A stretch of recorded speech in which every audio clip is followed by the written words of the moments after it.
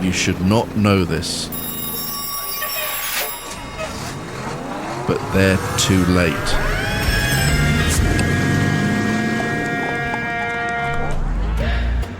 Those neighborhoods where residential and industrial converge. Every town has them. They're usually old neighborhoods. A block of houses, a meatpacking plant, more houses, construction company, motel, sometimes houses housing criminals. Well, picture that. In Pittsburgh, the neighborhood has a strip mall, the Shop and Save Plaza, anchored by a supermarket. Shop and Save. It's around dinner time, early February, cold, dark. The sun had set 15 minutes prior. Those old yellow sodium lights flood the parking lot. Moms and dads and kids and old ladies shop inside the supermarket. A generally safe place in a generally questionable neighborhood, complete with an armed guard. Off-duty cop, actually. 3 men have emerged from a house housing criminals. 2 middle-aged men, 1 elderly. They want what's inside that supermarket. And the guard doesn't stand a chance. You should not know this. This is an active investigation built on public records, contemporaneous reporting, and first-hand interviews. The accused are presumed innocent until proven guilty. Some matters remain unresolved, and uncertainty is clearly stated. Some names have been changed, and graphic detail has been withheld. Discretion advised.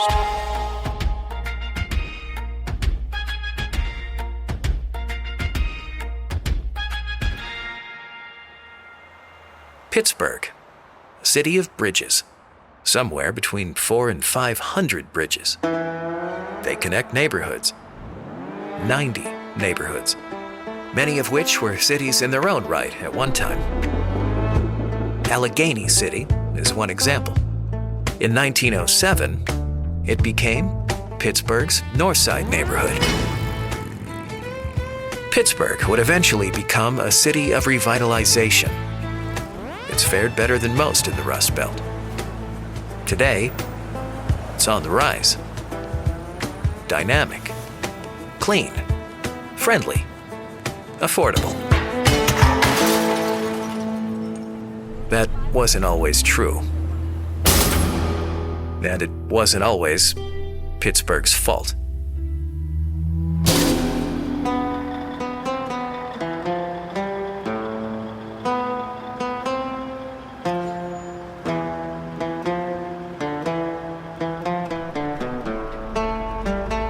When the steel industry was dying, when its foundation was cracking, the Northside neighborhood felt the punch. Hi, I'm Christopher Wetlatch, and I'm the author of Notorious Pittsburgh. He has thoughts on old Allegheny City. The North Side has always been kind of the Wild Wild West, right? Chris did the research for us. Notorious Pittsburgh is 22 true crime stories pulled from the history in the city, which is long and diverse. The book is available from notoriouspittsburgh.com or from Amazon, and as well as from some retailers like Barnes & Nobles and other places around the city. A book that might help you better understand Ted Braden's life in Pittsburgh. We have a rich crime history going back to its earliest founding. What I found was stories and names that would kind of read like a script from Martin Scorsese.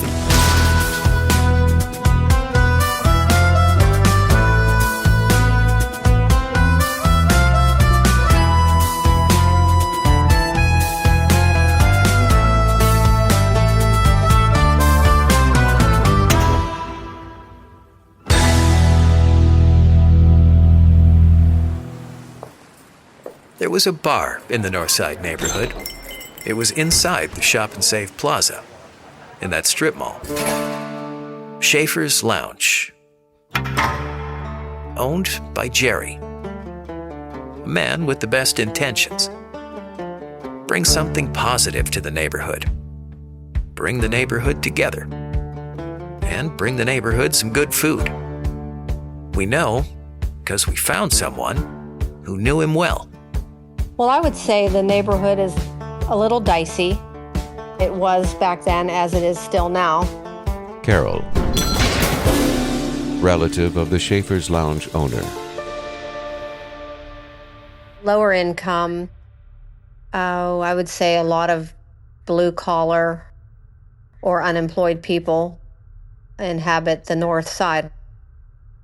He wanted to make it a neighborhood bar that, people could come and have a cocktail or a beer and then maybe get some food. Jerry had a way in the kitchen. He was a chef in the Army, so he always liked to feed people. And sure enough, the people came. Hard-working, blue-collar people. The regulars. Back then I was a roofer. Frank, Ted's friend.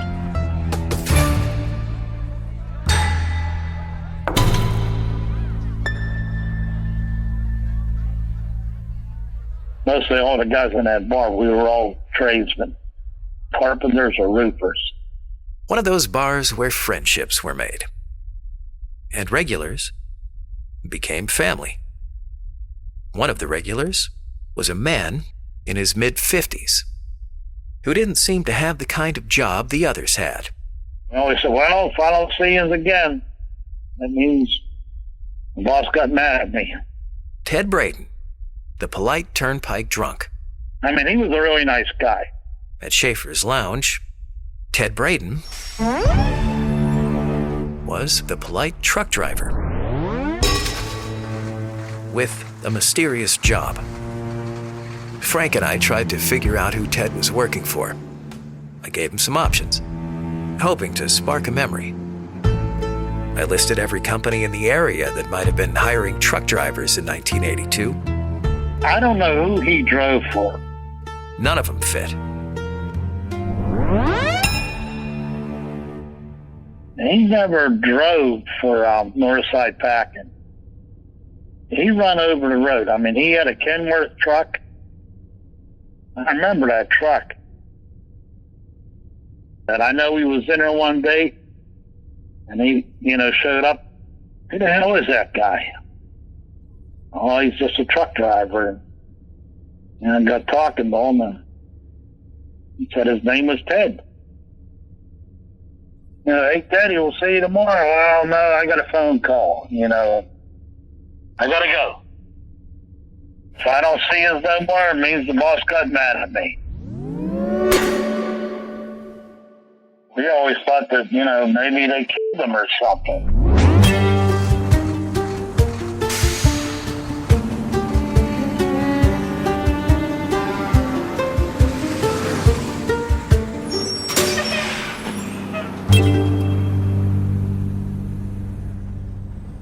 Whoever Ted was working for, or whatever Ted had been up to, it had taken a toll.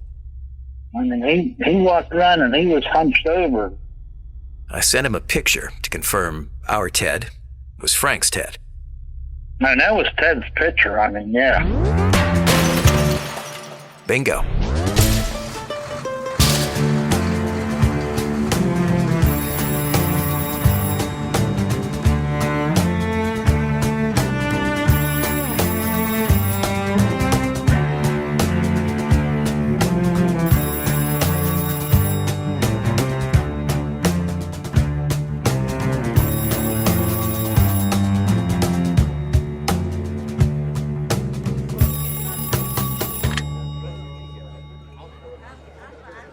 Ted's phone calls weren't coming into Ted's smartphone. Cell phones were invented in 1973, believe it or not, but had not made their way to Schaefer's Lounge in 1982. Most of us had to wait till the 90s. There was a phone inside Schaefer's Lounge, attached to a cord, and to Ted Braden. Ted had his spot at Schaefer's, near the phone. It would ring he would answer. He'd get a phone call and he'd have to go. And then maybe a month later, he'd be back. The bar phone. Not his personal phone. Why does the boss call the bar phone? To put Ted to work. He could be gone for up to a month.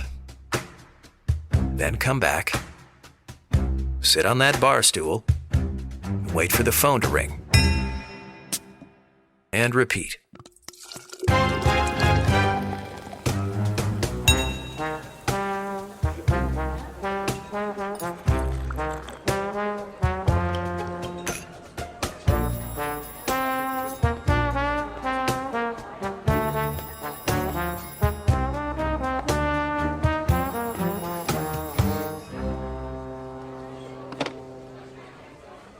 What Frank and most people in Pittsburgh's North Side did not have in 1982 was money.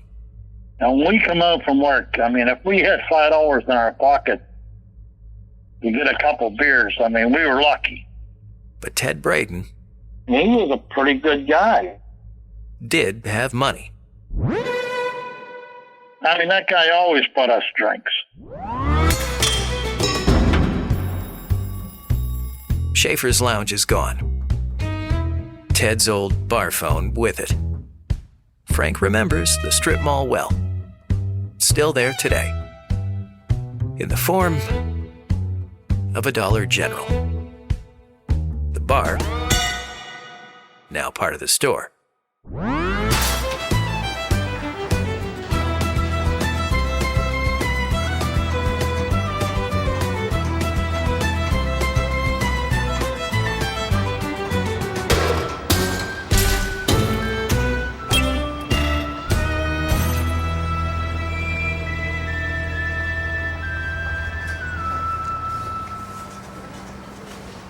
In 1982, Shop and Save housed a bank branch and a state lottery outlet.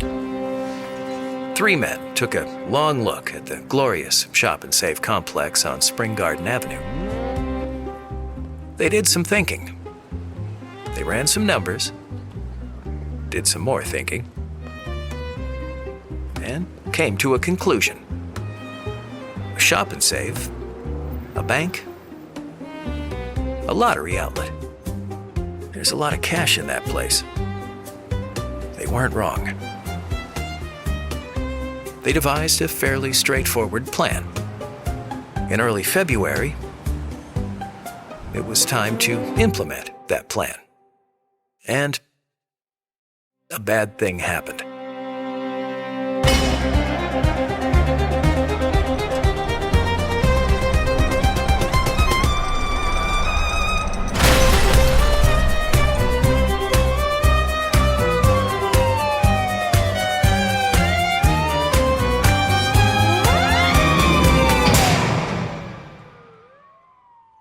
What's going on at Schaefer's Lounge? Yeah, it's just a quintessential dive bar. I just wonder if there was some security reason for wanting to receive phone calls in a bar versus on your home landline, something that could be traced back to you. Yeah, it was obviously somewhere that he needed to be, especially with this phone, which would ring for him, which I find incredibly interesting and almost Hollywood. It's just perfect place for a guy to hang out waiting on that phone call. A lot of drinks on hand. Ted was, as we know, Ted was a trucker. To be off for months at a time and to be taking phone calls in a bar, 4 jobs, doesn't sound to me like it would be, I don't know, the owner of Consolidated Freightways phoning up.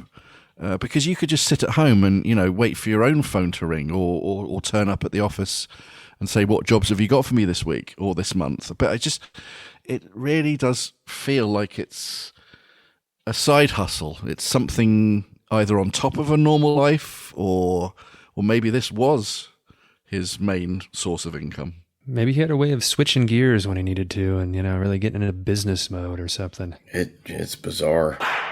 I'm just waiting for you to say the FBI turned up. Exclusive content for your eyes only. Only subscribers see the evidence. Become one. YouShouldNotKnowThis.org.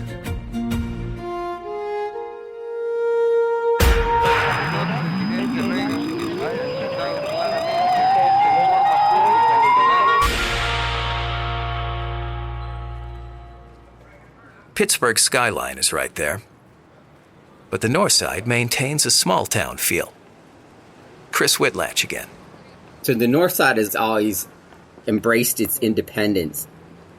Less police presence, more underground support. That's where sort of the big shots kind of moved. Even the big shots knew what happened on February 5th, 1982. Something went wrong. Just ask the security guard. Those three men made their way across the Shop and Save parking lot. It was 6 o'clock. Dark. Wintertime. Shop and Save was busy. The three men entered through the double doors, like everybody else.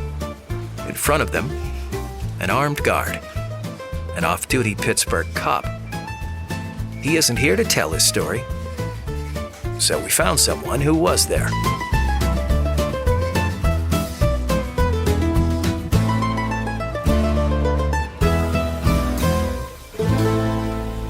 Yeah, I was there that night. I remember that like yesterday.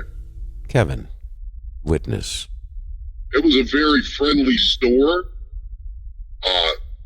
We knew everybody, all the customers by name. And even the police officers got to know the customers because they were there, every night. Kevin's name and voice have been changed. He remembers the moment the mood changed in that friendly store.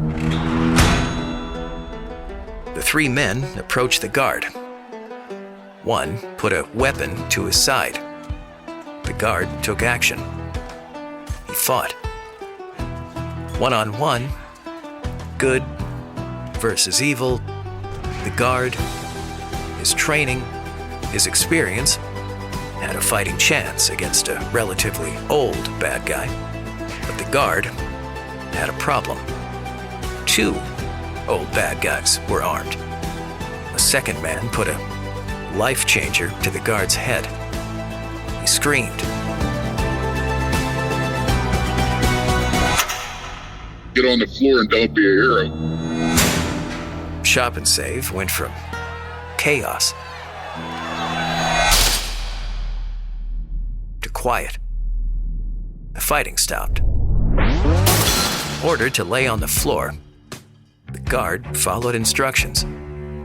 He had no course of action against three armed thieves. They relieved him of his sidearm, and now all three thieves were carrying. Armed and guardless, they were free to raid the supermarket, the bank branch, and the lottery outlet of their cash. So, they did. On their way out, with the guard on the floor, unarmed, in no way a threat, one man approached, stood over him, looked at him, and said to him, "I'm gonna kill you." Then, it rang out like a movie. Shop and Save went from quiet to completely.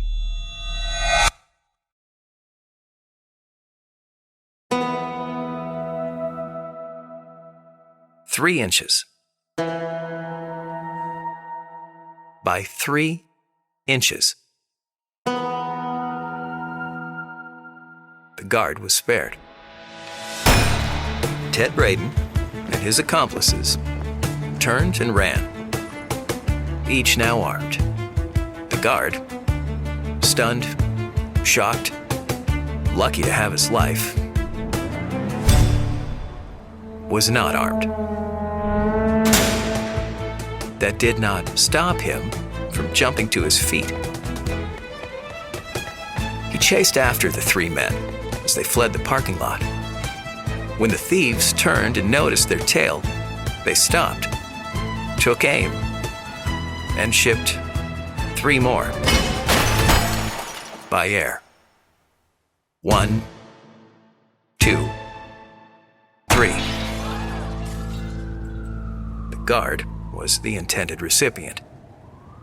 A shop and save window took delivery on his behalf. It left a massive hole in the shop and save window. Thankfully, not the guard. Ted Braden and his accomplices were beating their fists with joy. And their fists were full of cash. A lot of it. The robbery attempt was a complete success. It wasn't an international incident, but people saw it happen.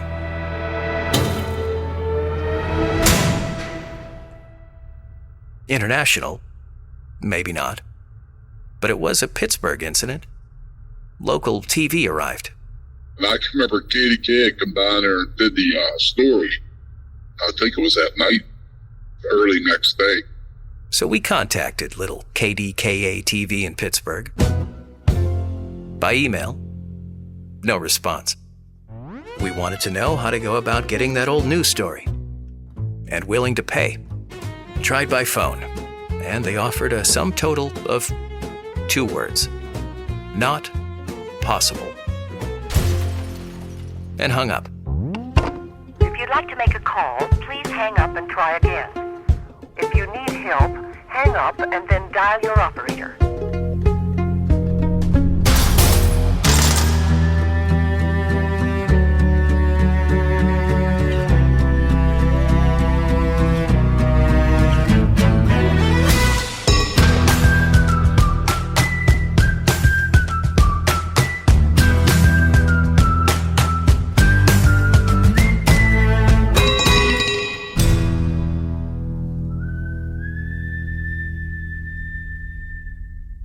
Ted's alleged accomplice, Bernie, was from Detroit.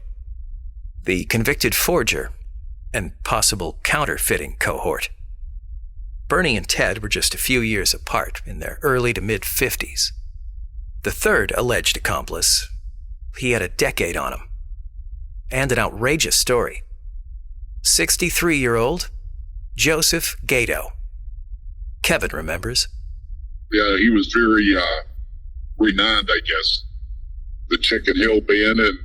The Chicken Hill Bandit. I remember the name.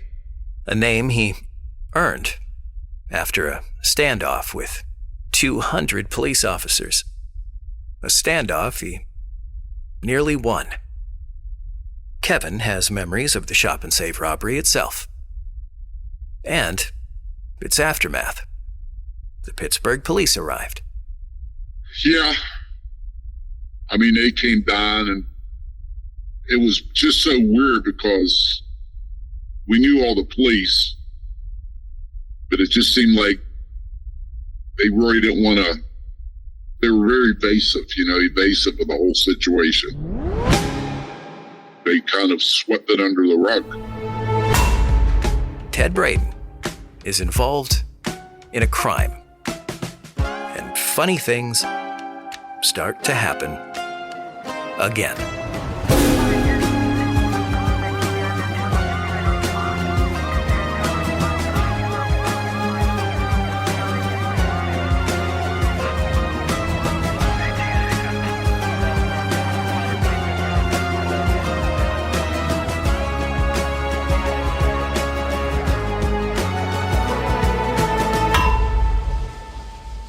It's easy to believe, Kevin, because we made a formal request to the Pittsburgh police. All existing evidence from the shop and save robbery. They responded. All existing evidence is a single police report. Other than a few basics, it's blank. Date, location, armed robbery, and last names of 2 officers. One's dead. One has a name so common we can't pinpoint who he is. Or was. This was 1982. The narrative section of the police report? The part that tells you what actually happened. It is blank. Completely blank. I don't think he ever got prosecuted, did he? None of them were.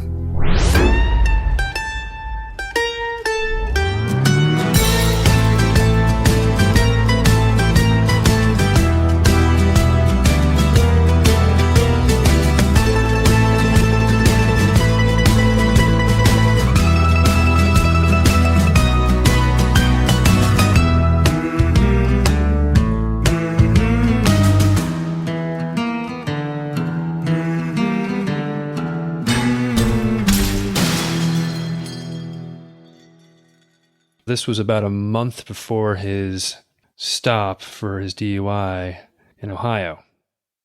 How bold of a move it seems to be to rob a place that is in the same shopping center as a bar that you frequent. That seems reckless or not good planning, you know? Right. This is the instance when someone, possibly was Ted, shouted the words, "Don't be a hero." And I'm going to kill you. Scare the daylights out of them while they make their escape or something, you know? Just lines up with everything else that they do.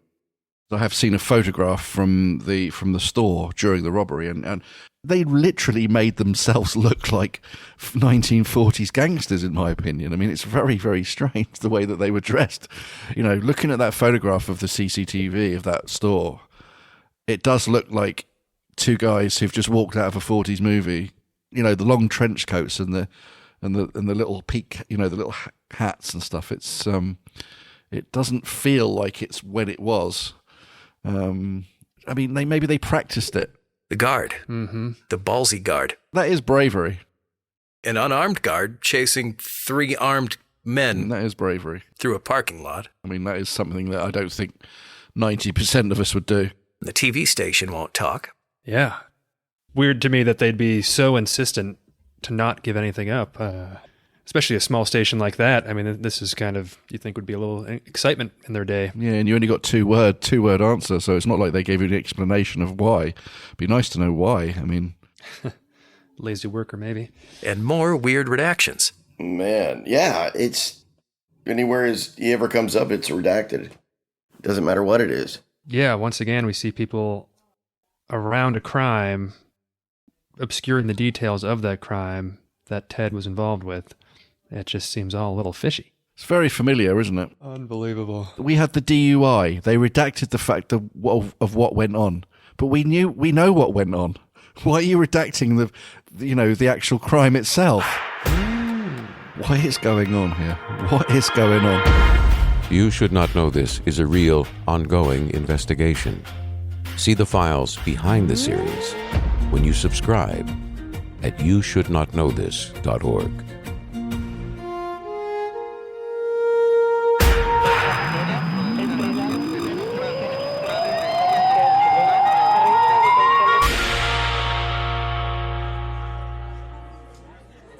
You don't choose your patrons. They choose you. A saying the owner of Schaefer's Lounge learned to live with. Jerry intended a good-natured neighborhood bar. He got that. And more.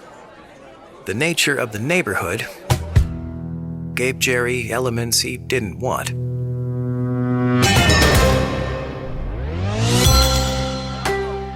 It was the local bar of choice for the blue-collar crowd and other factions. Carol saw it. The bar itself, it was a biker bar. Not by design. The bikers chose Jerry. Pagans have a reputation. So we opened, and of course, all sorts of folk came in. And it wound up being a bar where a lot of pagans would frequent. Not a reputation you want associated with your good-natured neighborhood bar. But the pagans were part of the neighborhood. Like any motorcycle club, the Pagans wore a sort of uniform. Blue denim jacket, arms cut off, logos, patches. They call that their colors. And to Jerry and his bar, their colors were a problem. But Jerry had good food and people skills. He was a very likable man. He knew everybody, everybody knew him. He was quite a man. I don't know what chapter of the Pagans they were. They frequented the establishment, and he fed them, and they drank there. I personally met a couple of them, really nice guys. One guy I remember, his name was Whispers. He got that nickname because he was in jail a lot, so he always had to whisper. Jerry had charm, and he used his charm to impose his will on the Pagans. He let them know. He said, you're going to keep people away. You can't wear your colors in the bar. To the shock of everyone, they obliged. He called them Schaefer's Sweat Hogs. Had them t-shirts and sweatshirts made, and that's what they wore when they were in the bar. When in Schaefer's lounge, the big bad Pagans became Schaefer's Sweat Hogs in sweatshirts. That doesn't happen.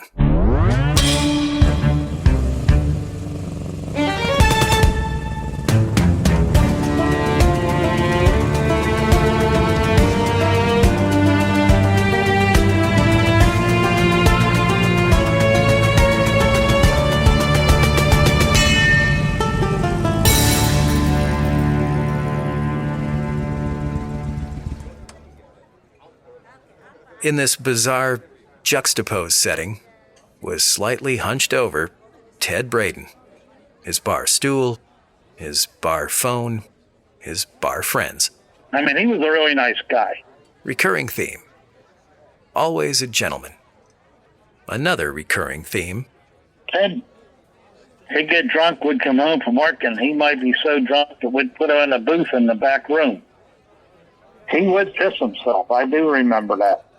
But a friend in need is a friend indeed. I mean, he was a pretty good guy. I mean, he made friends with everybody down there.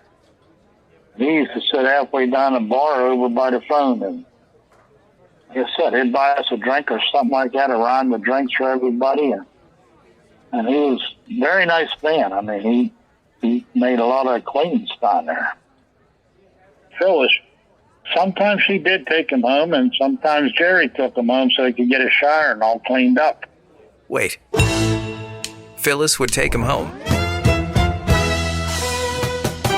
Phyllis said she only knew him as a patron.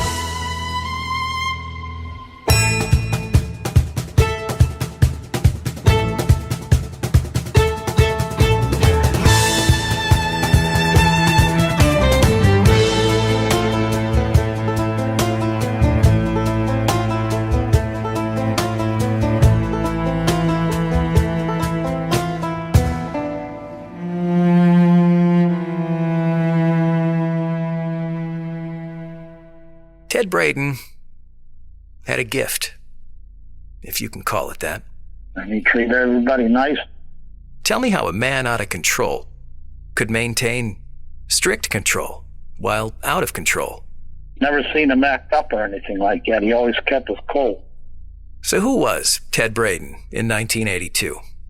I mean, everybody knew him down there then. He always had a job that he'd wait for a phone call and then he'd have to go do something. I remember asking him about his truck, and that his truck was a Kenworth, dark brown or black or something like that. I didn't understand how he got loads. Oh, when the boss calls, that's how I get him. I guess that's what it was. He had to go do his thing. A truck with no logo, no company name, no identity whatsoever. Just another mystery. But Ted was driving that truck for somebody. I know he worked for somebody big.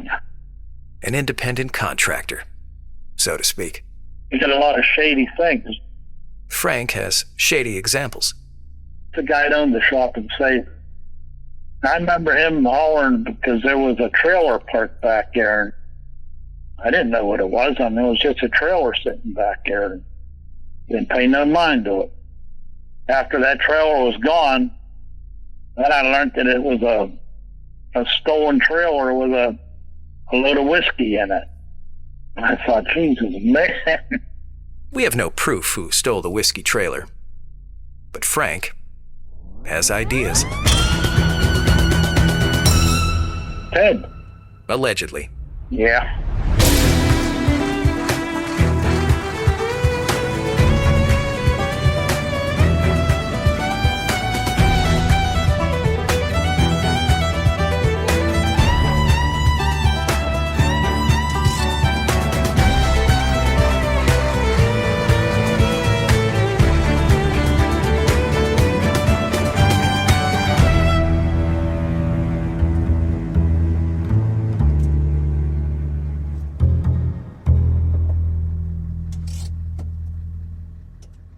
He did own his own truck, and I can imagine they'd be quite expensive even back then. Oh yeah, the cab, that Kenworth cab would probably, I can't even imagine what that was. A very hefty amount. He's a cash man. Friendly and drunk. He obviously was a big drinker. Right. I mean, you can't get around that. Yeah. I wonder why. There's two main reasons for drinking, in my opinion: mental pain and physical pain. The fact that he was slightly hunched over, and I wonder whether he had both. Yeah, could be. Mm-hmm. To be someone who had to be lifted out of the bar, and who would wet himself. I mean, you have to be extremely drunk to do that, in my opinion. But still, be a nice person to everybody is mind blowing, in my view. In one way, his inhibitions have completely gone, just to sort of, wet yourself just in the middle of the bar. But in another way, he's holding everything in. And that is almost a split personality. Since the day that Drew introduced me to this guy, I've always said that there's two of him. There's a very nice guy. Yeah, there's a nice guy who I would love to take out for a drink, but then there's a guy who scares me to death. Jekyll and Hyde. Yeah. Split personality really fits in a lot of ways. His crimes seem to be quite big. Yeah, that's what I'm thinking. If you're going to steal a trailer, whoever you were working for when you got that trailer, I mean, your bridge is burned there immediately, and I feel like it'd be a lot easier to sell this stuff if you work for someone. What I'm trying to say as an overarching thing is he was definitely someone who wasn't looking for petty change in his crimes. It does seem that is his truck, and he is working for himself. I think that's how it works for a lot of people, yeah. For someone that we don't know. Exactly.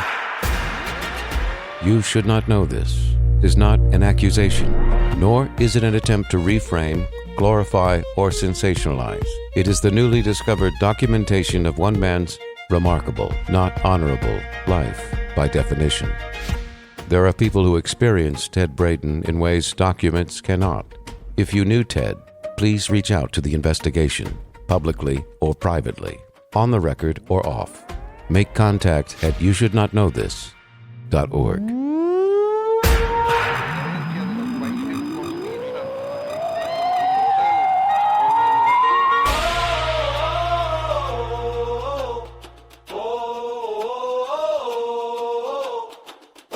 Ted Braden was a truck-driving, Schaefer's Lounge regular. His friend Frank picked up on his patterns and came to a conclusion. I think he was mafia. He did work for mafia.